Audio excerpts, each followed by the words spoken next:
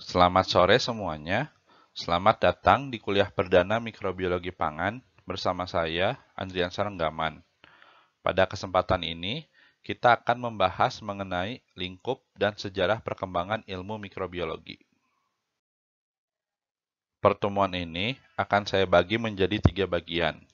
Bagian pertama berisi pendahuluan, bagian kedua akan membahas lingkup mikrobiologi, dan bagian ketiga akan membahas tentang sejarah perkembangan ilmu mikrobiologi. Pada bagian pendahuluan, kita akan membahas tentang mikrobiologi, mikroorganisme, dan peranan mikroorganisme secara umum di alam. Mikrobiologi merupakan ilmu yang mempelajari mikroorganisme. Mikroorganisme adalah makhluk hidup yang berukuran sangat kecil dan tidak dapat dilihat dengan mata telanjang. Untuk melihat mikroorganisme, kita membutuhkan alat bantu yang dinamakan mikroskop. Mikroorganisme dapat melaksanakan seluruh proses kehidupan secara mandiri sebagai sel tunggal. Hal ini tentu saja sangat berbeda dengan makhluk hidup lain, seperti manusia, hewan, dan tumbuhan. Sebagai contoh, untuk dapat memperoleh energi dari makanan yang kita makan, kita membutuhkan organ pencernaan yang merupakan kumpulan dari berbagai jenis sel yang memiliki fungsi dan peranan masing-masing dalam proses metabolisme makanan. Sedangkan mikroorganisme dapat memperoleh energi dari proses metabolisme yang dilakukan oleh satu sel saja. Dalam mikrobiologi, kita juga mempelajari virus, yaitu suatu entitas aseluler atau bukan sel, karena entitas ini hanya memiliki materi genetik berupa RNA atau DNA dan membutuhkan sel lain untuk bertahan hidup dan memperbanyak diri.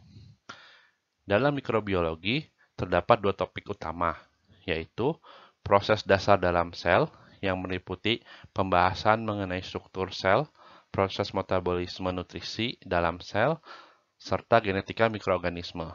Lalu, terdapat juga topik mengenai aplikasi mikroorganisme untuk mengatasi permasalahan di bidang agrikultur, kesehatan, dan industri. Contohnya adalah pembuatan makanan fermentasi, peningkatan produktivitas dan kesehatan hewan ternak, produksi antibiotik, dan lain sebagainya. Mikroorganisme juga berperan penting dalam kehidupan karena makhluk hidup ini merupakan sel yang ada di masa awal pembentukan bumi. Penelitian yang ada menunjukkan bahwa mikroorganisme fotosintetik menggunakan karbon dioksida di atmosfer dan energi dari cahaya matahari untuk menghasilkan oksigen yang memicu pertumbuhan makhluk hidup lain. Selain itu, aktivitas dari mikroorganisme juga dapat mempengaruhi seluruh jaring-jaring kehidupan di muka bumi karena mikroorganisme berperan penting dalam siklus biogeokimia di alam dan memiliki peranan penting lainnya dalam kehidupan di muka bumi.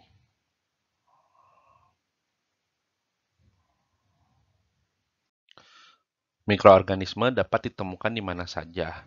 Di lingkungan perairan, terdapat mikroorganisme fotosintetik yang disebut mikroalga. Mikroalga merupakan produsen utama di badan perairan karena dapat merubah senyawa inorganik seperti karbon dioksida dan nitrat menjadi senyawa organik, yaitu gula dan protein di dalam selnya. Mikroalga akan dikonsumsi oleh mikroorganisme laut lain seperti zooplankton yang merupakan sumber nutrisi bagi hewan laut. Terdapat pula mikroorganisme yang berada di permukaan atau di dalam tubuh seperti saluran pencernaan hewan laut. Di lingkungan hutan, mikroorganisme berperan penting dalam siklus biogeokimia. Salah satunya adalah siklus karbon, di mana mikroorganisme menguraikan makhluk hidup yang sudah mati menjadi senyawa inorganik yang dapat dimanfaatkan oleh tanaman untuk tumbuh dan berkembang. Di lingkungan pertanian, mikroorganisme berperan penting untuk menjaga kesuburan tanah dan juga menyediakan nutrisi bagi tanaman. Di lingkungan peternakan, mikroorganisme membantu proses pencernaan makanan dan juga meningkatkan produktivitas hewan ternak. Di industri makanan, mikroorganisme dapat digunakan untuk mengawetkan makanan dan juga sebagai agen untuk membuat makanan fermentasi. Selain itu, mikroorganisme juga dapat digunakan untuk mengolah limbah dari kegiatan rumah tangga, industri pertanian, peternakan, dan makanan untuk menjaga kualitas lingkungan. Namun, perlu diingat bahwa terdapat juga mikroorganisme yang bersifat merugikan. Contohnya adalah Terdapat mikroorganisme yang menyebabkan penyakit pada manusia, hewan, dan tumbuhan, serta terdapat pula mikroorganisme yang dapat mengkontaminasi dan menyebabkan pembusukan pada makanan. Tetapi, diketahui bahwa jumlah mikroorganisme yang berbahaya hanya sekitar 1% dari total mikroorganisme yang ada di muka bumi. Mikroorganisme hidup sebagai kumpulan dari beberapa spesies yang sama membentuk suatu populasi. Populasi mikroorganisme ini tumbuh di dalam suatu lingkungan yang disebut dengan habitat. Suatu habitat biasanya terdiri dari beberapa populasi mikroorganisme yang berbeda-beda membentuk suatu komunitas. Populasi mikroorganisme ini dapat saling berinteraksi satu dengan lainnya. Interaksi yang terjadi dapat bersifat saling menguntungkan ataupun merugikan. Salah satu contoh interaksi yang saling menguntungkan adalah pada proses produksi gas metana dari limbah organik, terdapat dua jenis kelompok mikroorganisme yang memiliki peranan penting, yaitu mikroorganisme penghasil asam organik dan mikroorganisme penghasil metana. Mikroorganisme penghasil metana hanya dapat menggunakan senyawa asam organik sederhana seperti asam asetat sebagai sumber energinya. Selain itu, mikroorganisme penghasil asam tidak dapat hidup dalam lingkungan dengan pH rendah, sehingga akumulasi asam organik di lingkungannya perlu dihindari. Pada proses perubahan limbah organik menjadi gas metana, bakteri penghasil asam menggunakan senyawa organik kompleks dalam limbah seperti karbohidrat, lemak, dan protein, dan merubahnya menjadi asam asetat yang langsung digunakan oleh mikroorganisme penghasil metana. Salah satu contoh interaksi yang merugikan adalah di dalam tanah terdapat berbagai jenis mikroorganisme yang menghasilkan senyawa antimikroba. Contoh dari mikroorganisme ini adalah Streptomyces yang menghasilkan streptomycin dan Penicillium yang dapat menghasilkan penisilin. Kedua senyawa ini dapat menghambat pertumbuhan, bahkan membunuh mikroorganisme lain, dan merupakan cikal bakal dari antibiotik yang ada saat ini. Selain dengan makhluk hidup lain, mikroorganisme juga dapat berinteraksi dengan faktor fisika dan kimia yang ada di lingkungannya. Interaksi antara makhluk hidup dengan makhluk hidup lain serta faktor fisika dan kimia di lingkungannya akan membentuk suatu ekosistem. Mikroorganisme merupakan komponen penyusun utama biomasa di muka bumi. Selain itu, mikroorganisme juga merupakan sumber nutrisi esensial untuk kehidupan. Pada gambar, terlihat bahwa biomasa mikroba menyumbang sekitar 80% dari total unsur nitrogen di alam dalam bentuk protein, RNA, DNA, dan dinding sel mikroba berupa peptidoglikan. Mikroorganisme juga menyumbang 80% dari total unsur fosfor dalam bentuk RNA, DNA, dan membran sel yang umumnya berupa lapisan fosfolipid. Namun, mikroorganisme hanya menyumbang 20% dari total unsur karbon di alam, karena sumber utama karbon di alam ada pada dinding sel tanaman berupa selulosa. Dalam bidang pertanian, mikroorganisme dapat bersimbiosis atau hidup bersama dengan tanaman dan juga hewan ternak.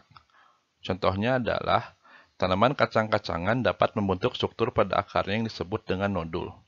Nodul ini merupakan bentuk simbiosis antara akar tanaman dengan bakteri Rhizobium yang merupakan bakteri pemfiksasi nitrogen.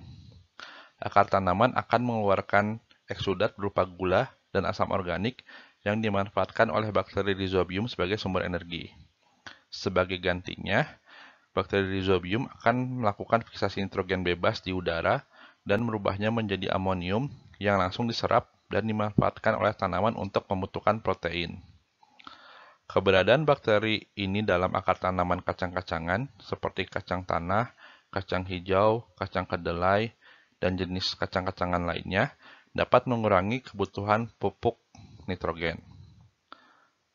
Bahkan, kandungan nitrogen di tanah dapat meningkat sehingga tanaman kacang-kacangan biasanya digunakan sebagai tanaman tumpang sari ataupun tanaman cela untuk meningkatkan kesuburan ataupun kandungan nitrogen di dalam tanah. Mikroorganisme juga berperan penting dalam siklus biogeokimia seperti siklus karbon, siklus nitrogen, siklus sulfur, dan siklus fosfor di alam.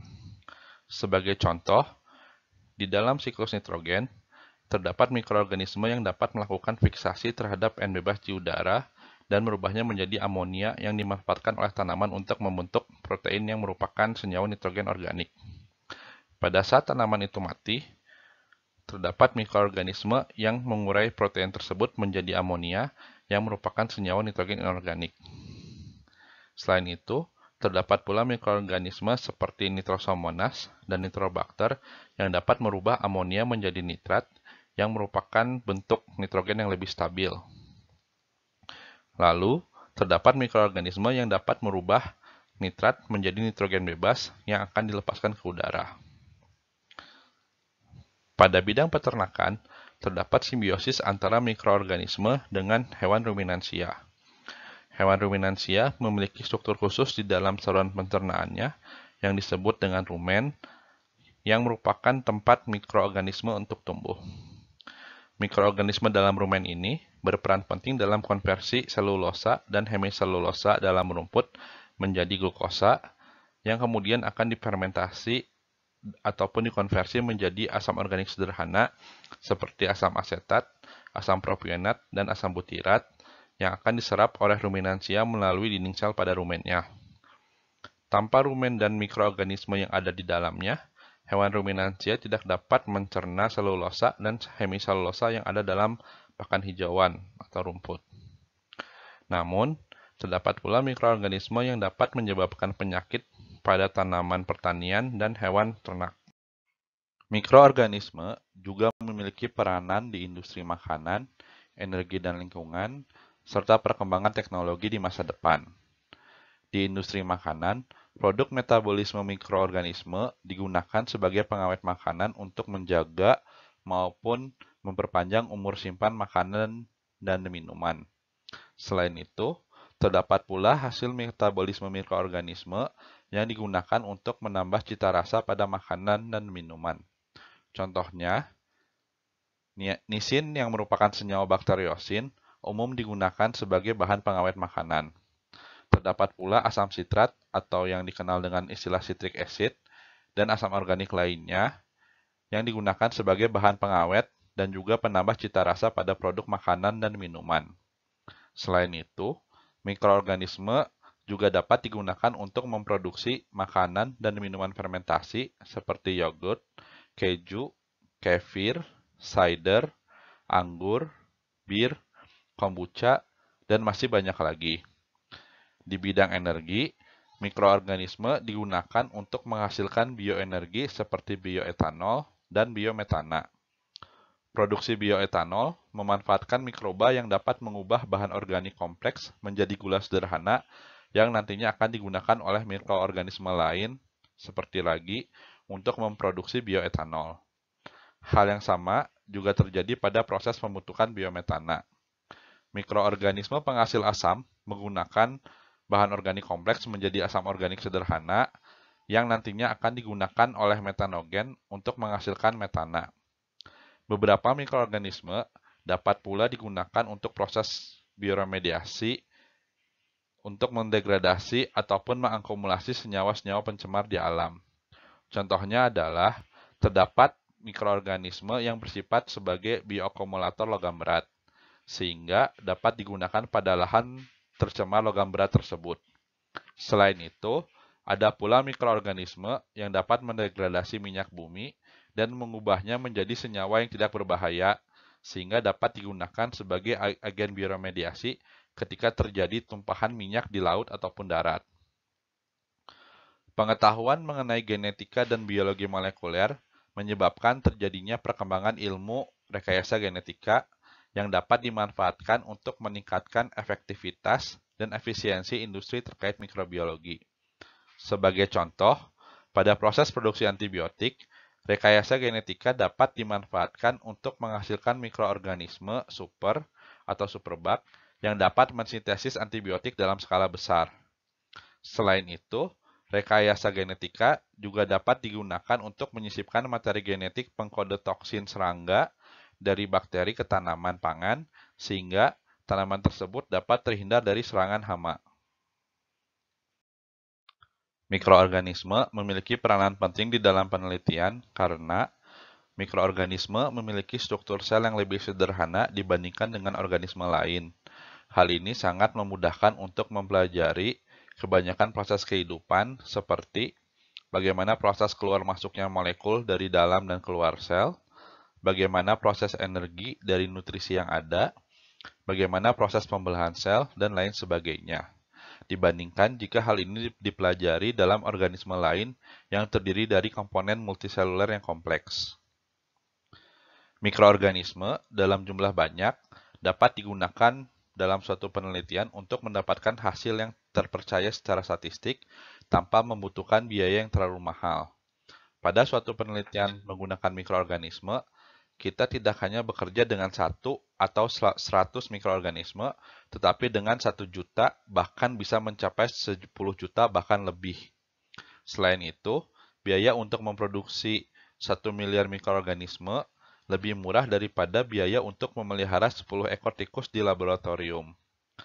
Selain itu, jumlah mikroorganisme yang sangat banyak dapat memberikan hasil yang lebih terpercaya daripada penelitian menggunakan organisme yang sedikit dengan banyaknya variasi antar individunya. Mikroorganisme dapat bereproduksi dengan cepat, sehingga sangat berguna untuk mempelajari proses transfer materi genetik dan apakah materi genetik yang ditransfer tersebut akan diturunkan kepada generasi berikutnya. Sebagai contoh, terdapat bakteri yang dapat bereproduksi atau membelah diri setiap jamnya. Hal ini berarti dalam 6 jam sudah terdapat generasi ke-6 dari bakteri tersebut yang dapat diamati apakah materi genetika yang ditransfer masih terdapat di generasi yang ke-6 tersebut atau tidak. Hal ini tentu saja sangat berbeda ketika rekayasa genetika dilakukan pada hewan dan tumbuhan, di mana kedua organisme ini membutuhkan waktu berhari-hari bahkan berbulan-bulan untuk menghasilkan anakan ataupun generasi berikutnya. Sehingga pengamatan tentang keberhasilan rekayasa genetika dan apakah rekayasa yang dilakukan tetap berada di generasi berikutnya atau tidak membutuhkan waktu yang lebih lama. Sekian yang dapat saya sampaikan tentang mikrobiologi, mikroorganisme, dan peranan mikroorganisme secara umum di alam. Sampai berjumpa lagi di bagian selanjutnya.